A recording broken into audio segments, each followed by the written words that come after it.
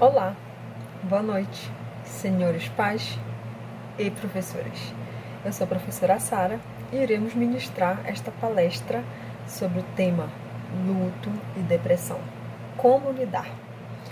Irei fazer brevemente um comentário sobre depressão e luto, e as professoras Paula, Fernanda e Juliana irão se aprofundar mais no assunto. Vamos lá? Quando falamos de depressão e luto no ambiente escolar, nos referimos a acolhimento, respeito e conversas, pois lidar com situações como essas não são fáceis, nem para os professores, nem para a coordenação da escola e muito menos para os alunos. A depressão é um transtorno mental caracterizado por tristeza persistente e pela perda de interesse em atividades que normalmente são prazerosas, acompanhadas da incapacidade de realizar atividades diárias durante pelo menos 2 semanas e tendo alguns sintomas como pensamentos ruins, sensibilidade à dor, perda da capacidade de sentir alegria ou prazer, sentimento de inutilidade, entre outros. Por conta disso, é sempre bom haver profissionais capacitados para poder acolher essas crianças que sofrem com essa doença, que atinge 0,2% a 7,5% das crianças abaixo de 14 anos.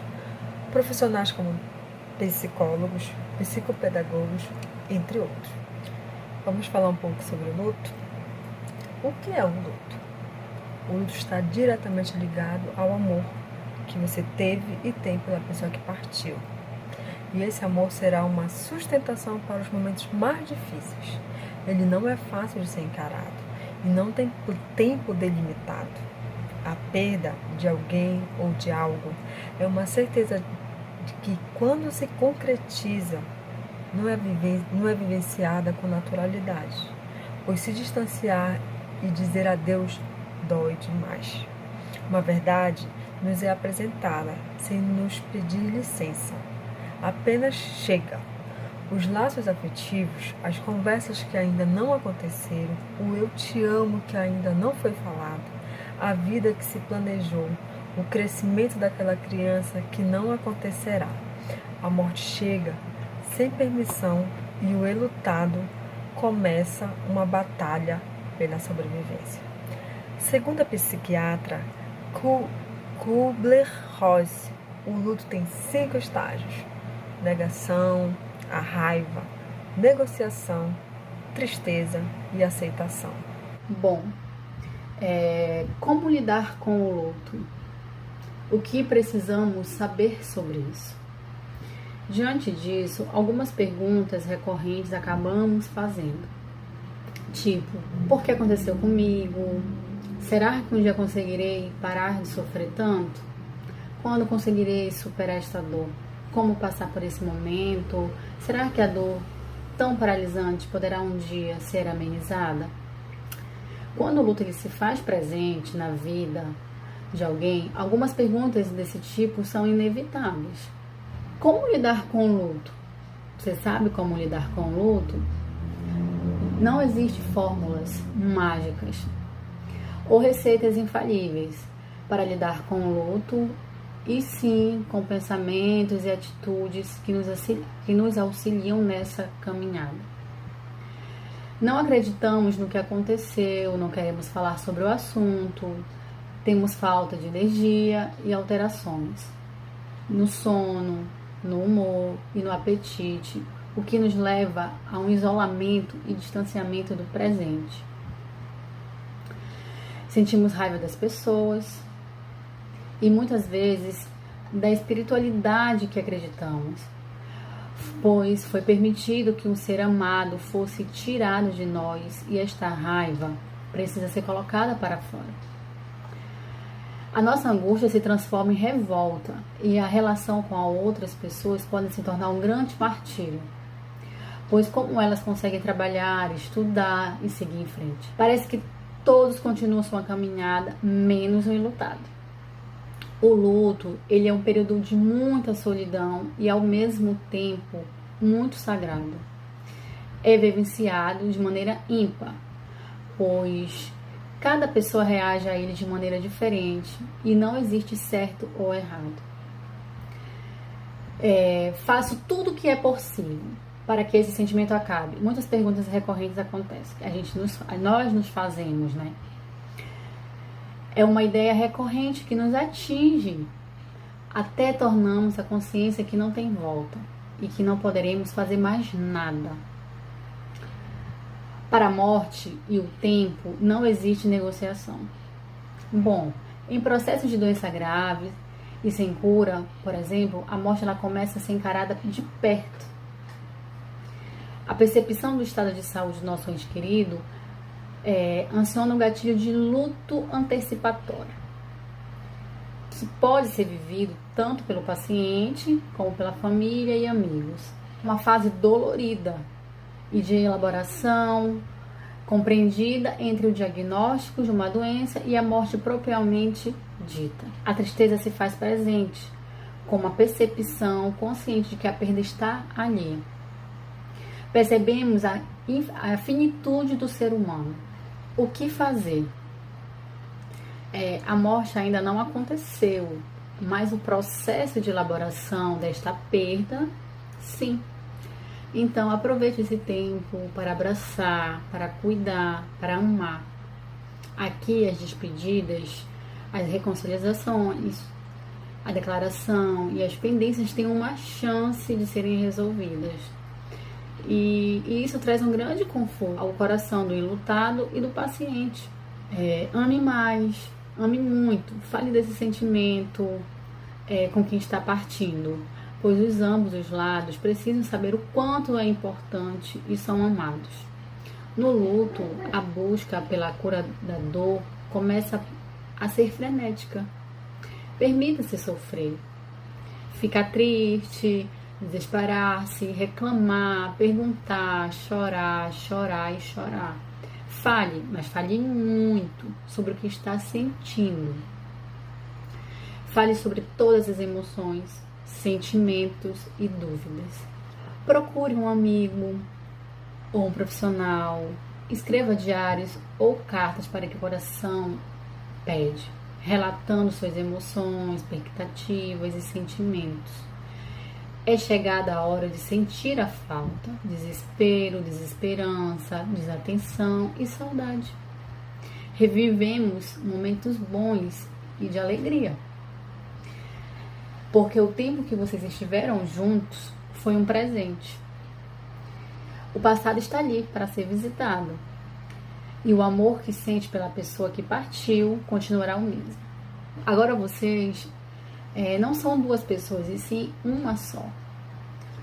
Uma mistura de sensações e de emoções acontece, como uma alavanche. Um dia você acorda triste, logo depois esboça um sorriso e dorme chorando. Às vezes nos pegamos sorrindo e nos culpamos por isso, pois como posso sorrir? E eu te respondo, você pode sorrir. Porque teve uma vida com a pessoa que se foi e as lembranças boas estão aqui, entendeu? Quando toca uma música ou sentimos um cheiro, às vezes não conseguimos controlar as lágrimas. E está tudo bem, porque temos o direito de termos uma montanha russa dentro do peito. E ela se chama luto. O que precisa ficar claro, o sentimento é seu. Cuide dele, entendeu? Cuide de você e lembre-se que não precisa passar por tudo sozinho. A partir do momento que conseguimos sentir saudade, sem a sensação que o mundo irá desabar, aí sim podemos dizer que reaprendemos a viver. As lembranças, elas ocupam um lugar do desespero e do desamparo normal. Claro que as lágrimas ainda acontecerão, mas os sorrisos também. A fé, a vontade de estar próximo das outras pessoas, planejamento para um novo futuro começa a acontecer. Caso perceba que o sofrimento e o luto estão extensos demais, te incapacitando e que não consegue seguir em frente com seu emprego, com filhos, irmãos, casamento, procure um auxílio psicológico ou um psiquiatra para que consiga ter um amparo para elaborar esse processo, entendeu?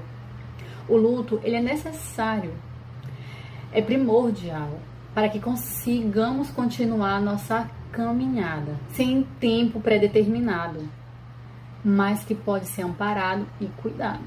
A vontade de abraçar, a vontade de ganhar e de dar mais um beijo estará sempre presente.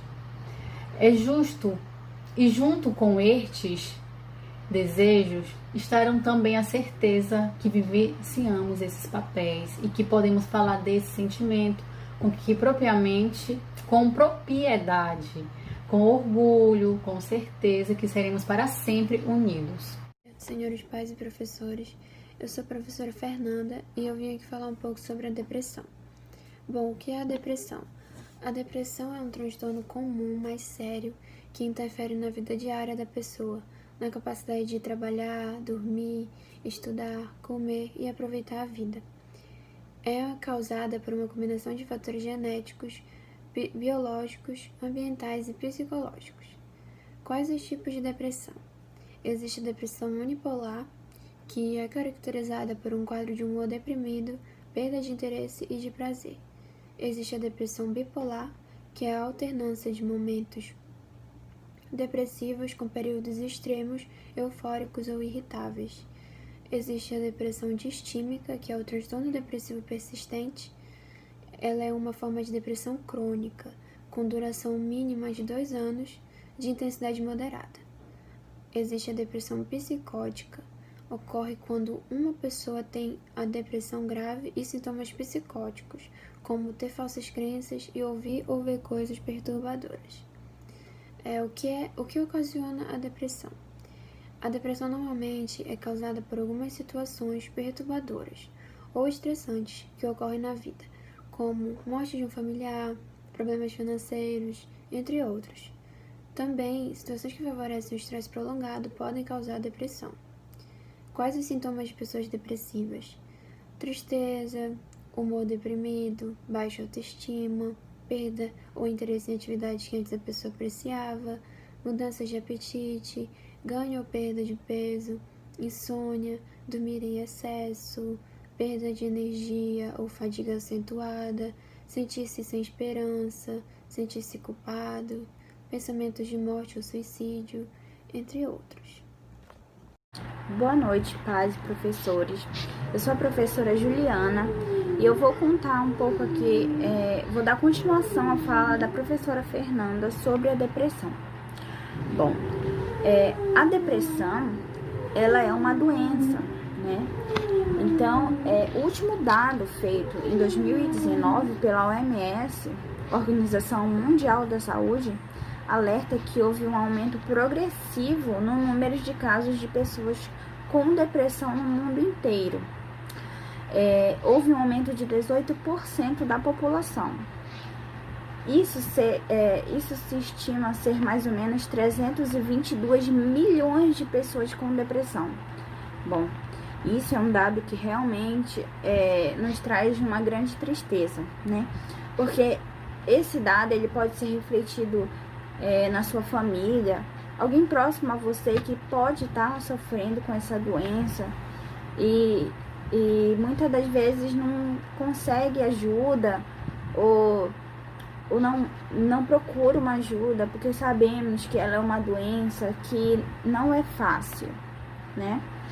No Brasil, 5,8% da população brasileira sofre com essa doença, que se estima ser 11,5 milhões de pessoas.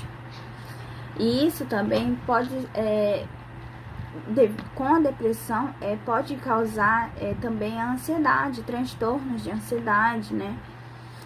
No Brasil, 9,3% da população sofre com transtorno de ansiedade, que chega a ser estimado ali por 18,6 milhões de pessoas.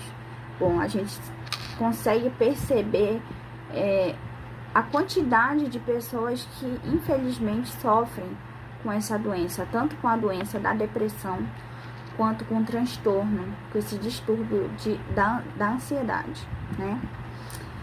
Devido à pandemia da Covid-19, o número de casos das pessoas depressivas e ansiosas aumentaram muito.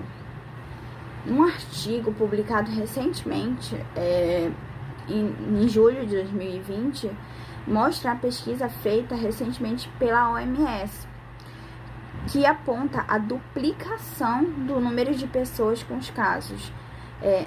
Nos primeiros 2 meses de pandemia foi onde puderam perceber esse aumento progressivo no número de casos com a depressão.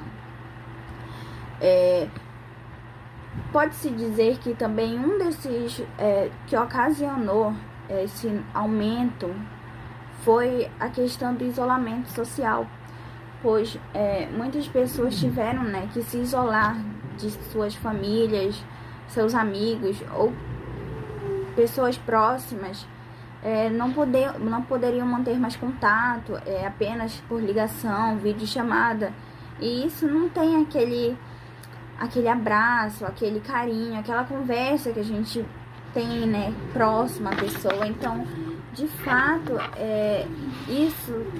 isso foi um dos motivos que ocasionou esse aumento progressivo na depressão, nessa parte da Covid-19. O número em 2020, passou de 4,2% das pessoas para 8% da população. E já para os casos de ansiedade, aumentaram para 8,7%, de 8,7% aumentou para 14,9%. Você pode ver aí um aumento muito grande em relação à depressão e à ansiedade, porque assim, a depressão, ela é uma doença, a ansiedade é um transtorno. Então, vem a depressão, a doença, e consequentemente vai vindo a ansiedade. Isso tudo flora dentro da pessoa. Então é por isso que a gente sim deve se preocupar e muito com essas pessoas. Devemos procurar ajuda, devemos acolher essa pessoa para que ela se sinta melhor e se sinta mais acolhida conosco, Essa pesquisa, ela foi feita com 1.460 pessoas em 23 estados brasileiros, que indica um aumento preocupante, nos casos de pessoas com transtornos mentais. Um estudo feito pela ABP, Associação Brasileira de Psiquiatria, aponta que entrevistou profissionais nessa área da psiquiatria, que confirmam que houve um aumento de 90% dos seus pacientes. Então você pode perceber, 90%, quase 100% dos pacientes de psiquiatria, eles estão sofrendo com isso desde o começo da pandemia da Covid-19. Alguns estudos feitos pelo IBGE, o Instituto Brasileiro de Geografia e Estatística, ele aponta que os estados do sul do Brasil têm o maior índice de adultos diagnosticados com a depressão. Nas regiões urbanas, registram a maior prevalência de casos de depressão. 10,7% dessas pessoas sofrem com a depressão nas regiões urbanas, enquanto nas áreas rurais do Brasil o índice é de 7,6%.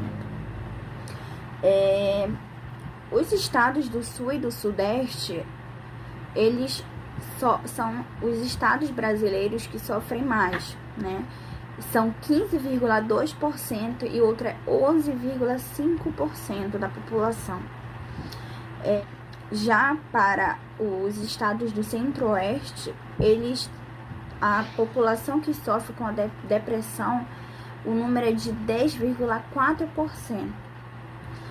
Em seguida, temos o Nordeste, com 6,9% da população que também sofre com a doença da depressão.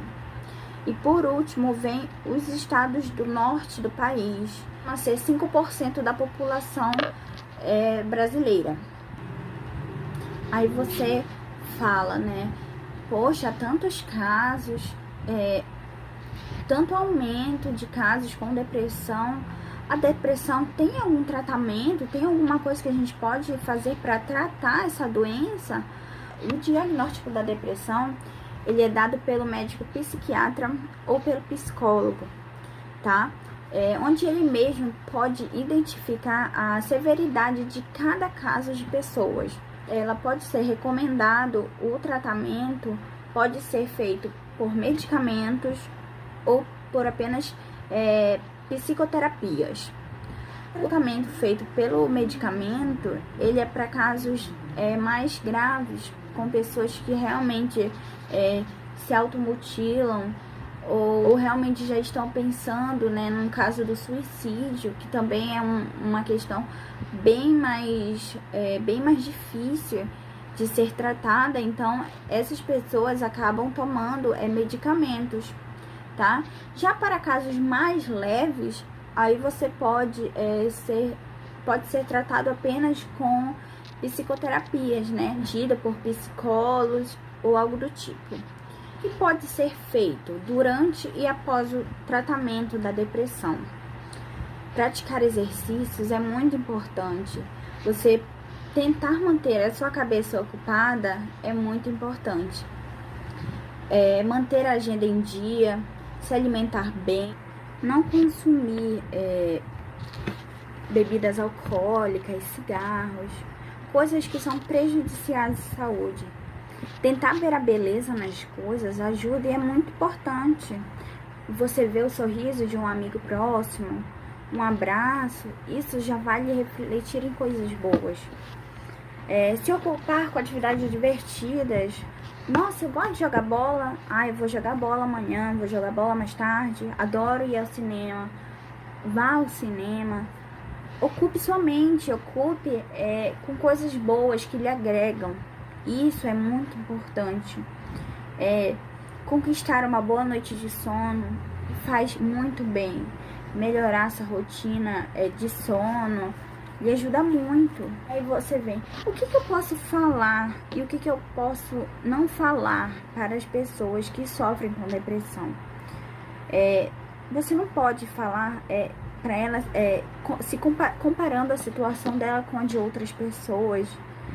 Você não pode pedir para ela olhar só pelo lado positivo, falar para ela, pedir para seguir em frente ou sair dessa, não vai ajudar, não ajuda. Você pode pedir para ela manter a calma, que você pode demonstrar vontade de ajudar ela, demonstre que você quer ajudar ela a sair dessa. Tá entendendo? Você pode tentar ela fazer um pouco refletir sobre a situação que ela tá vivendo. Você não pode perguntar para ela por que você simplesmente não quer ser feliz. Você não pode ser feliz? Não faça isso, porque isso não irá ajudar em nada. Você tem que acolher ela e mostrar que se preocupa e quer o melhor dela. Isso são pontos muito importantes e que com certeza fazem a maior diferença para ela. Você demonstrar que quer ajudar, você demonstrar que ela é importante para você, isso ajuda e muito, tá? Bom, eu espero que você tenha, que você, pai e professor, tenha entendido um pouco sobre a depressão, sobre o luto, e que isso de alguma forma possa lhe receber de maneira positiva, que você consiga entender melhor e agir melhor com essas situações, tanto a de luto quanto a de depressão, né? Porque sabemos que nenhuma das duas são fáceis, mas que sabemos também que o luto tem uma forma de superação, podemos superar isso juntos. A depressão também a gente pode superar junto. E que a depressão, ela tem tratamento, ela tem cura. Então, você se colocar no lugar do próximo vai ajudar, tá? Muito obrigada por ter assistido a nossa palestra. Agradeço imensamente a você, pai e professor, que puderam assistir essa palestra que fizemos com tanto carinho para vocês, tá? Obrigada muito mesmo e boa noite.